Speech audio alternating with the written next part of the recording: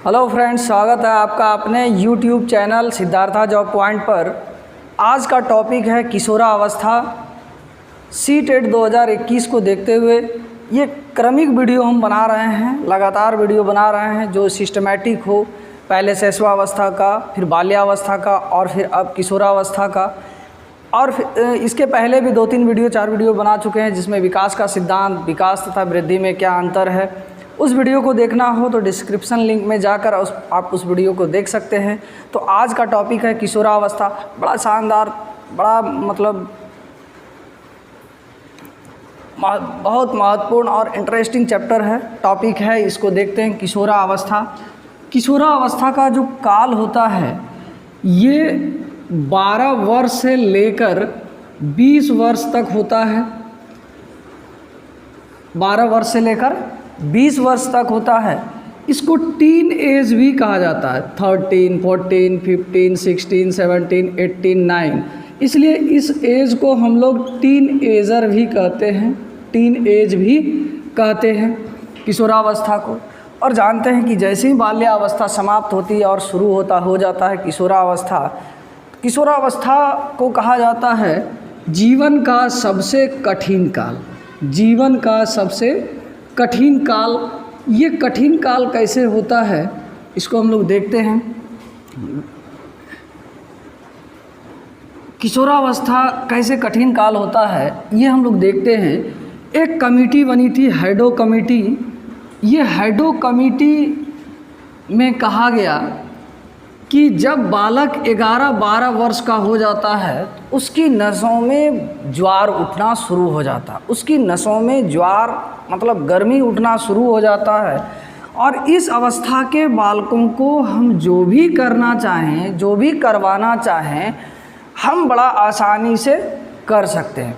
तो इसीलिए मनोवैज्ञानिक भी कहते हैं कि जब इसकी नसों में इतने ज्वार उठते हैं, इतने ये उतावले होते हैं, तो इसको कुछ अच्छे काम की ओर मोड़ देना चाहिए ताकि इसके जीवन में सकारात्मक पहल करवा सकें, इसके जीवन में सकारात्मक चीज़ें आ सके, नकारात्मक चीज़ों को ये छोड़ सके।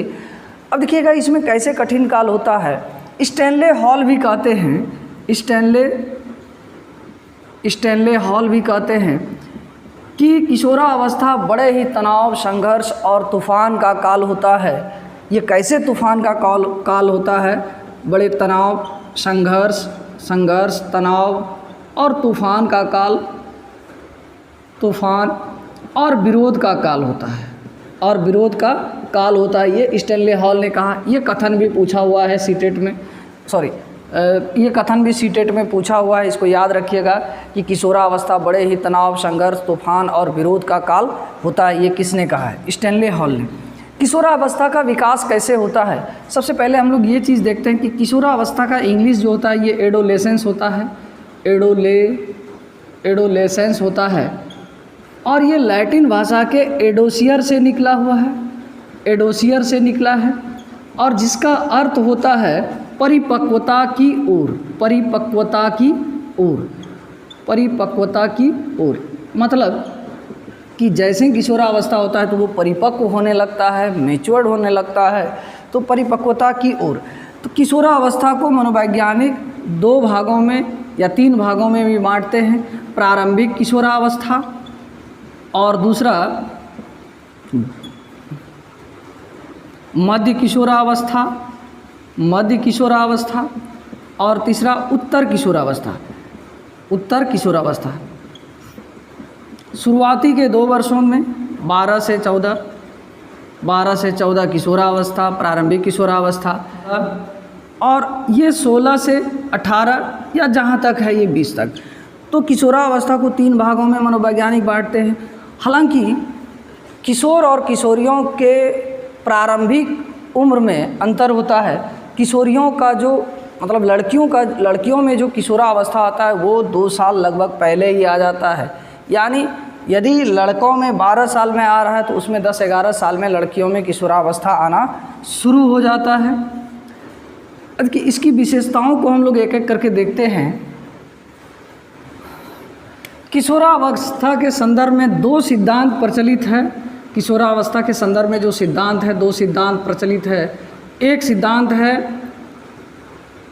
पहला सिद्धांत है आकस्मिक विकास का सिद्धांत, आकस्मिक विकास का सिद्धांत, और दूसरा क्रमिक विकास का सिद्धांत, क्रमिक विकास का सिद्धांत, विकास का सिद्धांत। देखिए, आकस्मिक विकास का सिद्धांत के प्रतिपादक जो हैं ये स्टैनले हॉल हैं, स्टैनले हॉल हैं। ये हॉल ने अपने पुस्तक एडोलेसेंस नामक पुस्तक में इस सिद्धांत का प्रतिपादन किया था, इस सिद्धांत को लिखा था। उसका कहना है कि जैसे बाल्यावस्था समाप्त होती है, किशोरावस्था में क्या होता है, विकास अचानक होता है, अचानक देखने को मिलता है। यानी बाल्यावस्था से जैसे ही किशोरावस्था में जाता है तो उसमें विकास अचानक दिखता है। और ये चीज़, इनका कथन भी सही है, ये दिखता है हम लोगों को। क्या दिखता है कि जैसे किशोरावस्था में जाता है तो लड़कों में मूँछों का रोआ आना या अंडर आर्म में बाल आ जाना, तो ये सब उसके किशोरावस्था का निशानी है और ये अचानक आ जाता है। और दूसरा सिद्धांत है, या फिर इसके लड़कियों की बात करें तो लड़कियों का प्रथम मासिक स्राव हो जाना, या फिर जो है ना उसके सीने का उभार हो जाना, ये सब अचानक देखने को मिलता है। तो इसलिए इस सिद्धांत को स्टैनले हॉल ने आकस्मिक विकास का सिद्धांत कह दिया।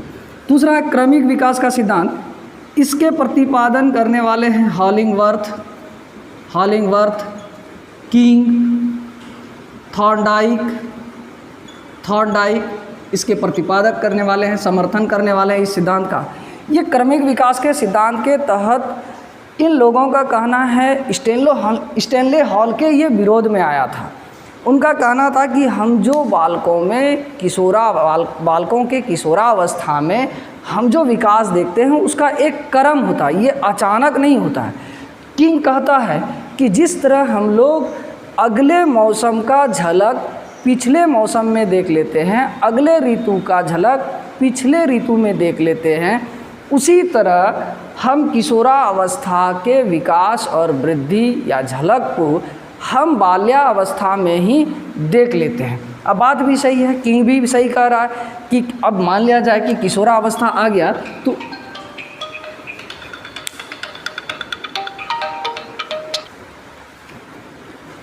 इन मनोवैज्ञानिकों का कथन भी सही है। अब मान लिया जाए कि बाल्यावस्था समाप्त हो जाता है तो अब जो है लड़कों में किशोरावस्था में उसका विकास अचानक एक पुरुष के तरह नहीं हो जाता है, कड़े कड़े मोछ हो जाते हैं या फिर अंडर आर्म में बड़े बड़े हेयर हो जाते हैं। और लड़कियों में भी उतना अचानक विकास नहीं हो जाता है कि लड़कियां जो है देखने में स्त्री के तरह लगने लगे, महिला के तरह लगने लगे। और तो कहने का मतलब यह है कि दोनों अपनी जगहों पर सही है। आकस्मिक विकास का सिद्धांत कहता है कि अचानक विकास होता है, अचानक उसमें कुछ चेंजिंग होता है और अचानक चेंजिंग भी होता है। जैसे बाल्यावस्था में उसका शारीरिक ढांचा अलग होता है और किशोरावस्था में उसका शारीरिक ढांचा अलग हो जाता है। और हॉलिंगवर्थ, किंग और थॉर्नडाइक भी जो कह रहा है कि यदि लड़कियों में और लड़कों में किशोरा काल में यदि कुछ चेंजिंग हो रहा है तो वो धीरे धीरे हो रहा है, न कि अचानक हो रहा है। जो है लड़के कभी भी पुरुष की तरह अचानक नहीं हो जाते हैं, लड़कियां अचानक महिलाओं की तरह नहीं हो जाते हैं। तो आइए देखते हैं किशोरावस्था किस तरह से कठिन काल होता है। इसके संदर्भ में किर्कपैट्रिक कहते हैं कि जैसे किशोरावस्था शुरू होता है तो इसमें अपराधी प्रवृत्ति चरम सीमा पर हो जाती है। अपराधी प्रवृत्ति का मतलब ये हुआ कि नशा कर लेना, मारपीट करना, किसी से झगड़ा कर लेना या फिर किसी को गाली गलौज करना, तो ये सब अपराधी प्रवृत्ति जो है इसमें चरम सीमा पर पहुंच जाता है और इस कारण से इसका जीवन कठिन काल हो जाता है। दूसरा है मृत्यु दर, यानी आत्महत्या जो होता है, जितने भी अवस्था होते हैं, शैशवावस्था, बाल्यावस्था, किशोरावस्था, वृद्धावस्था, प्रौढ़ावस्था, जो अवस्थाएं होती हैं, उन अवस्थाओं का यदि डाटा निकाला जाए तो किशोरावस्था का काल में जो मृत्यु दर आत्महत्या के कारण होता है सभी अवस्थाओं से सबसे अधिक होता है। इसका वजह बहुत होता है कि कई कारण होते हैं। इस अवस्था के जो किशोर और किशोरियां होते हैं वो अपना स्वतंत्रता चाहते हैं, वो चाहते हैं कि पारिवारिक उलझन से हम बाहर निकलें, पारिवारिक बैंडेशन से किशोर एवं किशोरियां चाहते हैं कि हम पारिवारिक उलझन से और पाबंदी से हम अलग निकलें और अपना स्वतंत्र रूप से जीवन जिएं। इस वजह से इसके अलावे भी आप लोग जानते हैं किशोरावस्था कठिन काल एक और कारण एक वजह से होता है, एक और कारण एक और वजह के कारण होता है।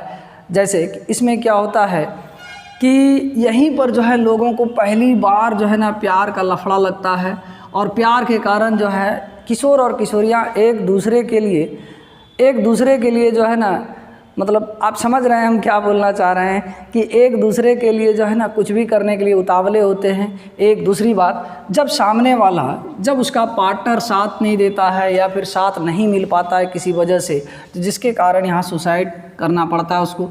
और भी एक वजह होते हैं, पहली बार ये जो है मैट्रिक इंटर के एग्ज़ाम देते हैं, मन मुताबिक इसके रिजल्ट या परिणाम नहीं होते हैं, तो जिसके वजह से भी ये फ्रस्ट्रेशन में जाकर मृत्यु दर या आत्महत्या कर लेते हैं। तो इस वजह से किर्कपैट्रिक कहते हैं क्या कि किशोरावस्था में मृत्यु दर यानी आत्महत्या जो है सबसे अधिक होती है। शारीरिक वृद्धि में तीव्रता, किशोर एवं किशोरियों का शरीर जो है ना तीव्र गति से बढ़ता है। हालांकि हम बताए थे पिछले वीडियो में कि यदि शैशवावस्था, बाल्यावस्था और किशोरावस्था की बात करें तो तीनों अवस्थाओं में सबसे अधिक वृद्धि दर शैशवावस्था में होती है और उसके बाद किशोरावस्था में और फिर थर्ड नंबर में बाल्यावस्था में। तो किशोरावस्था में यहाँ शारीरिक वृद्धि में तीव्रता होती है, लेकिन इसका तीव्रता एक अलग किस्म का होता है। जैसे बताए कि कुछ देर पहले हम बताए कि किशोर एवं किशोरियों के शरीर में अचानक परिवर्तन हो जाते हैं, जैसे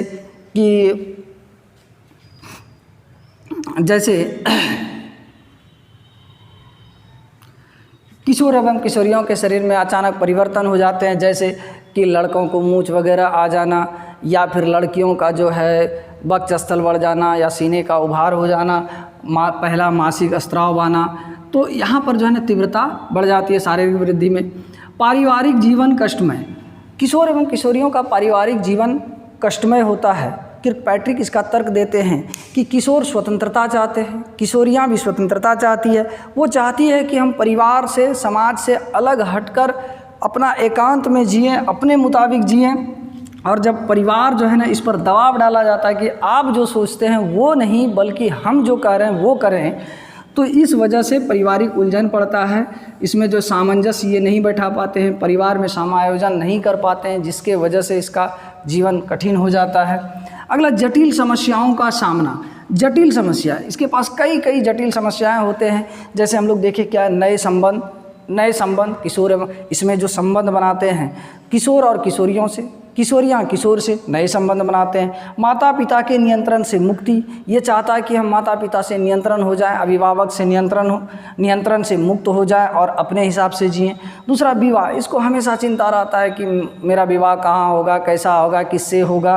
पारिवारिक जीवन भी कष्टमय होता है। जब इतने चीज़ जो ज़रूरत नहीं है, जो बड़े लोगों के या परिवार के लोगों को मंजूर नहीं है, और वो यदि ये काम करे तो उसका पारिवारिक जीवन कष्टमय नहीं होगा तो और क्या होगा, उसका जीवन कठिन काल नहीं होगा तो और क्या होगा। किशोर एवं किशोरियों में बहुत से अप्रिय बातें होती है, जैसे उदंडता एकदम उदंड जैसा करेगा। अभी देखिएगा रास्ते में कोई किशोर किशोरियाँ जाता है तो कुछ से कुछ कोई जानवर मिला, ढेला उठाकर, पत्थर उठाकर, ईंट उठाकर जो है ना उसको मारता है, उदंडता का परिचय देता है, किसी को कुछ बोल देता है, किसी पर कुछ कमेंट कस देता है। कठोरता, ये हृदय से कठोर होते हैं, इसको किसी तरह का दया वगैरह नहीं होता है जीव जंतुओं के बारे में। हालांकि ये किर्कपैट्रिक तर्क दे रहे हैं, लेकिन मेरा मानना है कि सभी किशोर किशोरियाँ ऐसा नहीं होते हैं। भुक्खड़पन, खाने के लिए कुछ भी खाने के लिए खाँव करेगा नहीं। पशुओं के प्रति निष्ठुरता, जो बताया अभी। आत्म प्रदर्शन की भावना क्या होता है कि ये चाहता है कि इसको जरा सा भी कोई उकसा दे कि आप ऐसा कर सकते हैं तो ये तुरंत तैयार हो जाएगा कि हाँ कर सकते हैं, आप ये काम कर सकते हैं, तुरंत हो जाएगा। ये कहेगा फलाना को आप ये चीज़ कह सकते हैं तो तुरंत तैयार हो जाएगा। आत्म प्रदर्शन की इसमें भावना होता है। जो ये सब अप्रिय बातें होती हैं, कल्पना और दिवास्वप्न, ये कल्पना करेगा, अपने आप में इमेजिन करेगा, काश मेरे साथ ऐसा होता, काश मेरे पास ऐसा चीज़ होता, काश मेरे पास ये होता वो होता। दिवा स्वप्न, जिसको कहते हैं दिन में सपने देखना, दिन में सपने देखना, उसी का इमेजिन करते हुए दिन में सपना देखता है कि हमारे साथ ये हो जाए वो हो जाए। तो ये था किर्कपैट्रिक के अनुसार तर्क कि किशोर का जीवन जो है कठिन काल होता है और किस तरह से होता है।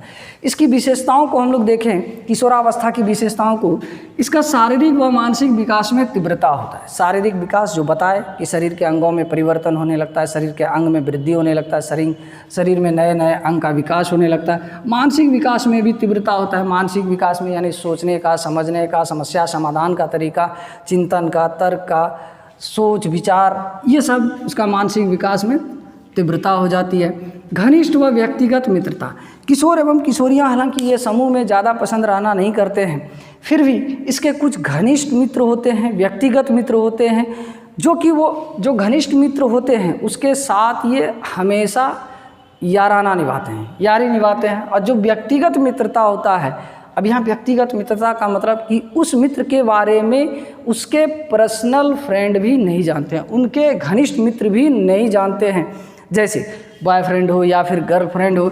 ये सब क्या है? व्यक्तिगत मित्रता है, जो ये किसी को शेयर करना पसंद नहीं करता है। स्थिरता व समायोजन का भाव, किशोर एवं किशोरियों में स्थिरता नहीं होता है किसी भी चीज़ का। सोचने में स्थिरता नहीं रहेगा, कोई काम करने में स्थिरता नहीं रहेगा, किसी के साथ रिलेशनशिप स्थिर नहीं रहेगा, और फिर जिसके वजह से उसको समायोजन करने में, एडजस्ट करने में परिवार के सदस्यों के बीच या समाज के सदस्यों के बीच में अभाव हो जाता है।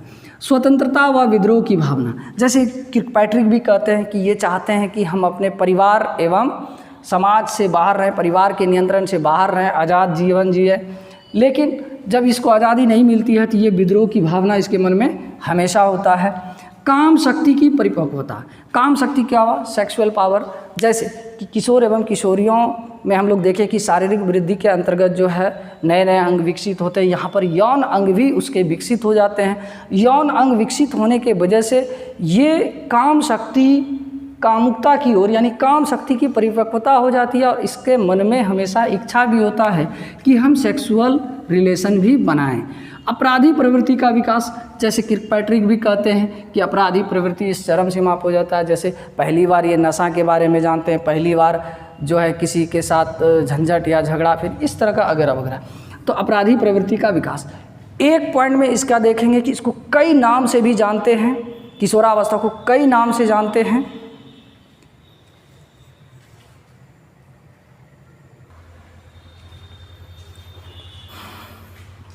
देखिए किशोरावस्था की कई विशेषताएं हैं या कई नाम से इसको जाना जाता है, यानी कई नाम से भी जाना जाता है इसको, कई नाम से। तो देखिए सबसे पहले देखते हैं परिवर्तन की अवस्था। किशोरावस्था को परिवर्तन की अवस्था कहा जाता है, क्योंकि जितने भी अवस्था होता है, गर्भावस्था से लेकर, हम लोग जानते हैं कि गर्भावस्था से लेकर मृत्यु पर्यंत तक विकास चलते रहता है। तो चाहे शैशवावस्था हो, बाल्यावस्था हो, उसमें ज़्यादा कुछ परिवर्तन नहीं होता है, उसमें वृद्धि या विकास होता है। लेकिन किशोरावस्था में क्या होता है कि उसमें परिवर्तन होता है। परिवर्तन के रूप में जैसे अभी बताए, उनके नए नए अंगों का विकसित होना, तो इसलिए किशोरावस्था को कहते हैं परिवर्तन की अवस्था। आंधी व तूफान की अवस्था, नए नए कारनामे ये इसी उम्र में करते हैं, इसी अवस्था में करते हैं, जिसके कारण इस अवस्था को आंधी व तूफान की अवस्था भी कहा जाता है। और ऐसे कुछ मनोवैज्ञानिक इसको स्वर्ण काल भी कहते हैं। स्वर्ण काल का मतलब स्वर्ण जो बहुत कीमती होता है, सुनहरा होता है, तो इसलिए किशोरावस्था को स्वर्ण काल भी कहा जाता है। ब्यूटी एज, किशोरावस्था को ब्यूटी एज भी कहा जाता है। ब्यूटी एज ये अपने श्रृंगार करने में, सजने संवरने में ज़रा सा भी कसर नहीं छोड़ता। आप लोग अपना भी बचपन याद कीजिएगा, अपना किशोरावस्था भी याद कीजिएगा।